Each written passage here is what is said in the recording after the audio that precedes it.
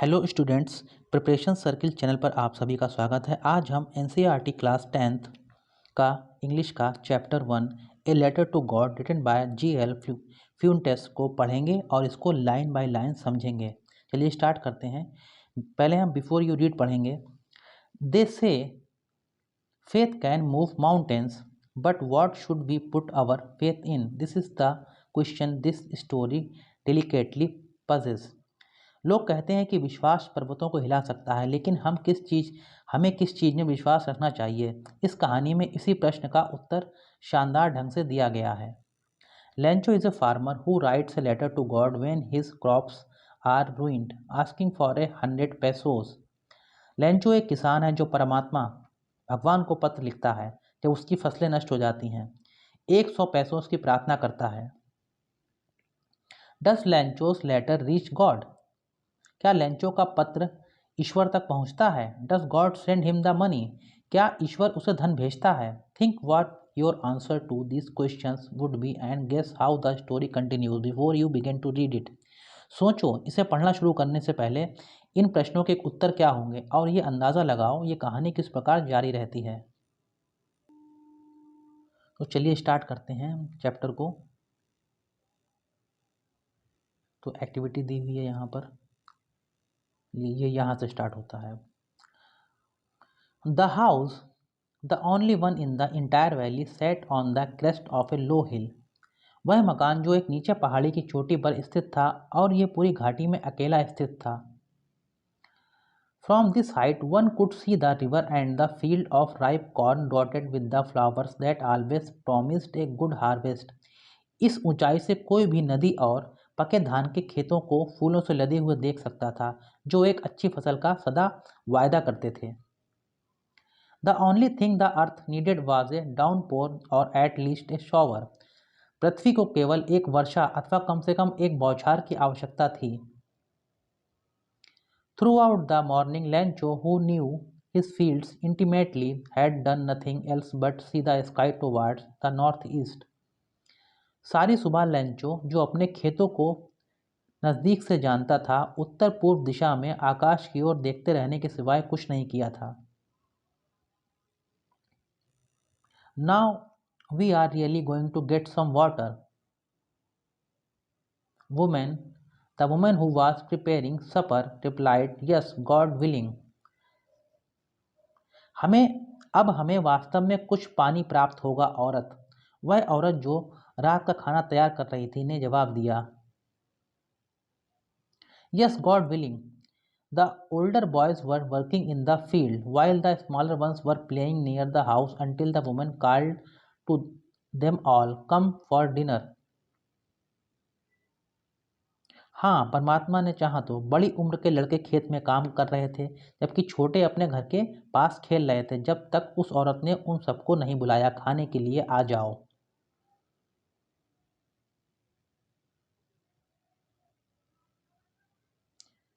It was during the meal that, just as Lancho had predicated, big drops of rain began to fall. खाने के समय, बिल्कुल जैसे ही लैंचो ने भविष्यवाणी की थी, वर्षा की बड़ी बड़ी बूंदों का गिरना शुरू हो गया। In the northeast, huge mountains of clouds could be seen approaching. उत्तर पूर्व दिशा में बादलों के विशाल पर्वत आते हुए देखे जा सकते थे। The air was fresh and sweet. हवा ताजी और मधुर थी।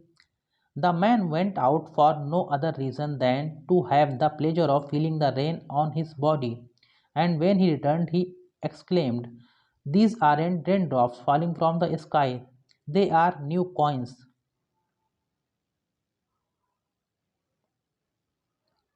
हवा ताजी और मधुर थी। वह व्यक्ति अपने शरीर पर वर्षा के आनंद का अनुभव करने के लिए बाहर गया, और जब वह वापस लौटा तो उसने एकदम कहा, "ये आकाश से गिरती हुई पानी की बूंदें नहीं हैं, ये नए सिक्के हैं।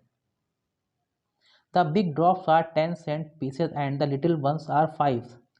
वर्षा की बड़ी बूंदें 10 सेंट तथा छोटी बूंदें 5 सेंट के सिक्के हैं। With a satisfied expression, he regarded the field of ripe corn with its flowers draped in a curtain of rain. संतुष्टिपूर्ण भाव से उसने पके अनाज को इसके फूलों के खेतों में देखा, बारिश के आवरण से ढके हुए।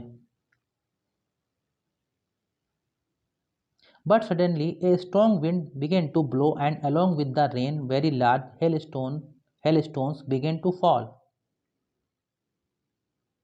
लेकिन अचानक एक तेज हवा बहने लगी और बारिश के साथ साथ बड़े बड़े ओले गिरना शुरू हो गए। These truly did resemble new silver coins. ये वास्तव में ही नए चांदी के सिक्कों से मिलते जुलते थे। The boys, exposing themselves to the rain, ran out to collect the frozen pearls. लड़के बारिश में भीगते हुए जमी हुई मोतियों को इकट्ठा करने के लिए बाहर दौड़े। It's really getting bad now, exclaimed the man. अब ये वास्तव में बुरा हो रहा है, उस आदमी ने कहा। I hope it passes quickly. मुझे आशा है ये शीघ्र ही गुजर जाएंगे।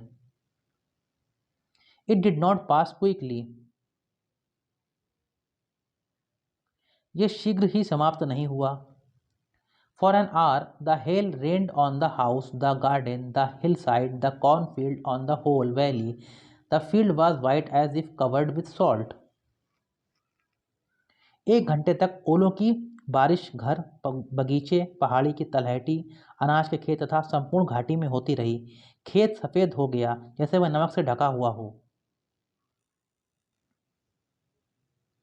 Not a leaf remained on the trees. पेड़ों पर एक पत्ती भी नहीं बची। The corn was totally destroyed. धान की खेती पूर्ण रूप से बर्बाद हो गई। The flowers were gone from the plants. लैंचो के खेत में फूल पौधों से गिर गए। लैंचो's soul was filled with sadness. लैंचो की आत्मा उदासी से भर गई। When the storm had passed, he stood in the middle of the field and said to his sons, A plague of locusts would have left more than this. जब तूफान खत्म हुआ तो वह अपने खेत के बीच में खड़े होकर उसने अपने बेटों से कहा, एक टिड्डी दल भी इससे ज्यादा पीछे छोड़ देता है। The hell has left nothing. लेकिन ओलावृष्टि ने कुछ नहीं छोड़ा। This year we will have no corn. इस साल हमें बिना अनाज के रहना पड़ेगा। That night was a sorrowful one. वह एक दुखद रात थी। All our work for nothing. हमारी सारी मेहनत बेकार चली गई। There is no one who can help us. ऐसा कोई व्यक्ति नहीं है जो हमारी मदद कर सके। We will all go hungry this year. इस साल हम सबको भूखा रहना पड़ेगा। But in the hearts of all who lived in that solitary house in the middle of the valley, there was a single hope, help from God. लेकिन उस घाटी के मध्य में, उस एकांत मकान में रहने वालों के सभी दिलों में केवल एकमात्र आशा थी, परमात्मा से आशा, ईश्वर से आशा। Don't be so upset, even though this seems like a total loss. Remember, no one dies of hunger. इतना अधिक मत घबराओ, यद्यपि यह एक पूर्ण विनाश की तरह प्रतीत होता है। याद रखो कि भूख से कोई नहीं मरता। That's what they say. No one dies of hunger. लोग यही बात करते हैं, कोई भूख से नहीं मरता। All through the night, Lancho thought only of his one hope, the help of God, whose eyes, as he had been instructed, see everything, even what is deep in one's conscience.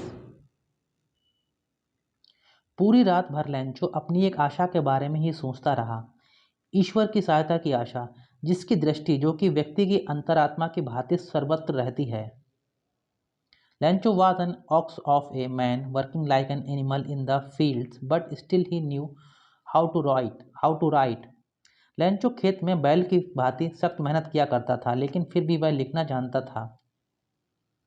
The following Sunday at daybreak, he began to write a letter which he himself would carry to town and place in the mail. अगले रविवार को सुबह सवेरे उसने एक पत्र लिखना शुरू किया जिसे वह स्वयं कस्बे में लेकर गया। It was nothing less than a letter to God. इसे डाक में डाल दिया। वह परमात्मा को लिखे गए पत्र से कुछ भी नहीं था। God, he wrote, if you don't help me, my family and I will go hungry this year. उसने लिखा, भगवान, यदि तुम मेरी सहायता नहीं करोगे तो मेरा परिवार और मैं इस वर्ष भूखे रहेंगे। I need 100 pesos in order to sow my field again and to live until the crop comes because the hailstorm. मुझे अपने खेत को फिर से बोने के लिए तथा अगली फसल पकने तक जीवित रहने के लिए मुझे 100 पैसों की ज़रूरत है क्योंकि ओलावृष्टि ने। He wrote to God on the envelope, put the letter inside and still troubled went to town. उसने लिफाफे पर लिखा, ईश्वर को पत्र को लिफाफे में डाला, अभी भी परेशान हुआ कस्बे में गया। At the post office, he placed a stamp on the letter and dropped it into the mailbox. डाकघर पर उसने पत्र पर स्टाम्प लगाई और इसे मेल बॉक्स में डाल दिया। One of the employees, who was a postman and also helped at the post office, went to his boss laughing heartily and showed him to letter to God. डाकघर का एक कर्मचारी जो डाकिया था और डाकघर में सहायता भी किया करता था, खुले दिल से हंसते हुए अपने बॉस के पास गया और उसने परमात्मा के नाम, ईश्वर के नाम लिखे गए पत्र को दिखाया। Never in his career as a postman had he known that address. अपने डाकिये के रूप में अपनी नौकरी के दौरान उसने कभी भी यह पता नहीं देखा। The postmaster, a fat, amiable fellow, also broke out laughing, but almost immediately he turned serious and, tapping the letter on his desk, commented, "What faith! I wish I had the faith of the man who wrote this letter." Postmaster, जो कि एक मोटा, खुशमिजाज सज्जन व्यक्ति था, friendly और खुशमिजाज सज्जन व्यक्ति था, पत्र को देखकर जोर जोर से हंसा, लेकिन जल्दी ही वह गंभीर हो गया और पत्र को उसने अपने डेस्क पर थपथपाते हुए कहा, क्या अद्भुत विश्वास है।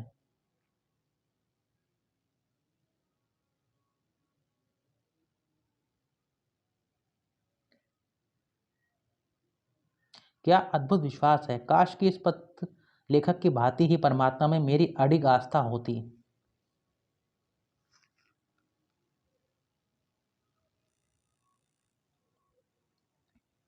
Starting up A correspondence with God. उस व्यक्ति का परमात्मा में अडिग विश्वास था कि उसने परमात्मा से पत्र व्यवहार करना शुरू किया है। So, in order not to shake the writer's faith in God, the postmaster came up with an idea. Answer the letter.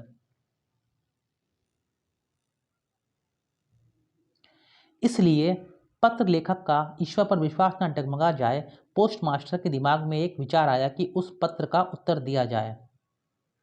But when he opened it, it was evident that to answer it he needed something more than goodwill, ink and paper.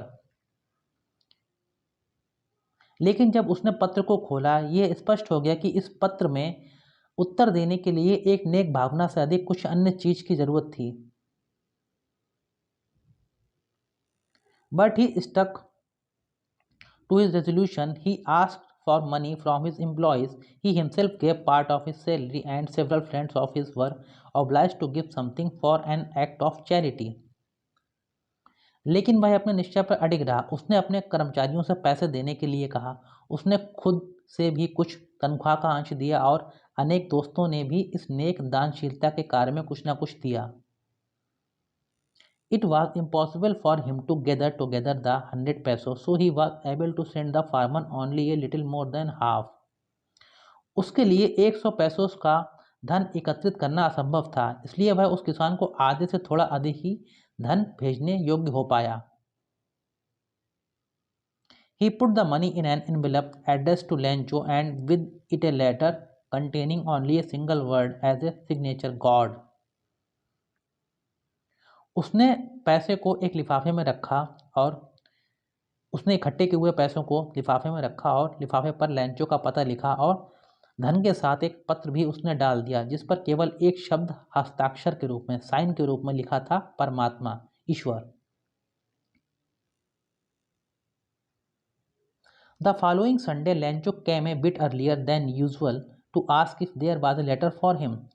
अगले रविवार को वह अन्य दिनों की तुलना में यह पता लगाने के लिए थोड़ा जल्दी आया कि क्या उसका कोई पत्र था। It was the postman himself who handed the letter to him, while the postmaster, experiencing the contentment of a man who has performed a good deed, looked on from his office. यह स्वयं डाकिया था जिसने उसे पत्र दिया था, जबकि पोस्टमास्टर एक नेक कार्य करने वाले व्यक्ति की संतुष्टि का अनुभव करते हुए अपने दफ्तर से देख रहा था। Lancho showed not the slightest surprise on seeing the money, such was his confidence, but he became angry when he counted the money. लैंचो ने धन को देखकर जरा सी भी हैरानी प्रदर्शित नहीं की, ऐसी उसकी दृढ़ आस्था थी, लेकिन जब उसने पैसों की गिनती की तो वह क्रोधित हो गया, उसे गुस्सा आ गया। God could not have made a mistake, nor could he have denied Lancho what he had requested. परमात्मा गलती नहीं कर सकता, ना ही वह लेंचो को उसकी प्रार्थना को स्वीकार करने से मना कर सकता था। Immediately, Lancho went up to the window to ask for paper and ink. शीघ्र ही लेंचो खिड़की पर कागज और स्याही मांगने के लिए गया।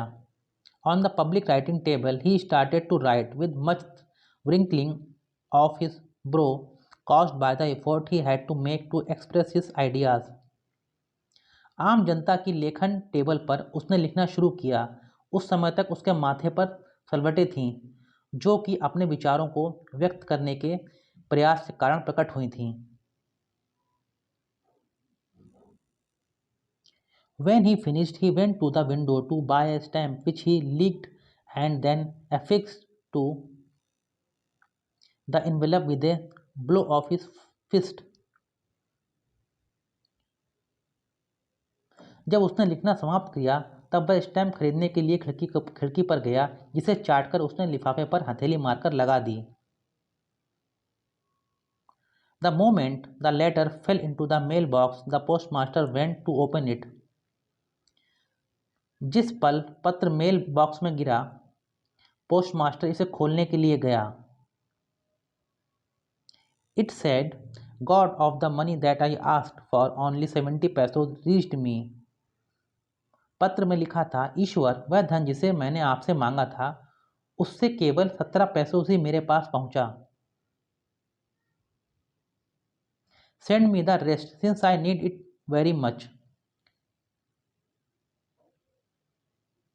बकाया धन मुझे भेजें क्योंकि मुझे इसकी बहुत ज़्यादा आवश्यकता है, ज़रूरत है। But don't send it to me through the mail because the post office employees are a bunch of crooks, Lancho. परमात्मा, वह धन जिसे मैंने आपसे मांगा था उससे केवल 17 पैसों से मेरे पास पहुंचा। बकाया धन मुझे भेजें क्योंकि मुझे इसकी बहुत ज़्यादा आवश्यकता है, ज़रूरत है, लेकिन इसे मेरे पास डाक द्वारा ना भेजें क्योंकि पोस्ट ऑफिस के कर्मचारी ठगों का एक समूह, एक टोला है, लैंचो। तो स्टूडेंट्स, यहीं पर ये चैप्टर ख़त्म होता है। जैसा कि आपने देखा, लैंचो की मदद पोस्ट ऑफिस के कर्मचारियों ने की थी और वह जो है लैंचो उन्हीं को जो है ठग समझ रहा है। कितना मिसगाइड है वो, जिन लोगों ने उसकी सहायता की उसी को वो जो है ठग समझ रहा है। तो स्टूडेंट्स, अगर आपको ये चैप्टर अच्छा लगा हो हमारा, तो हमारे चैनल को आप ज़रूर सब्सक्राइब कीजिएगा, वीडियो को लाइक कीजिएगा, शेयर कीजिएगा, और कोई समस्या हो तो कमेंट भी कीजिएगा, हम उसका जवाब देंगे। अब बचे हुए चैप्टर जो हैं क्लास 10th NCERT इंग्लिश के, वो भी हम धीरे धीरे कंप्लीट करेंगे। आप हमारे चैनल पर बने रहिए और हमारा ये वीडियो देखने के लिए आप सभी का बहुत बहुत धन्यवाद।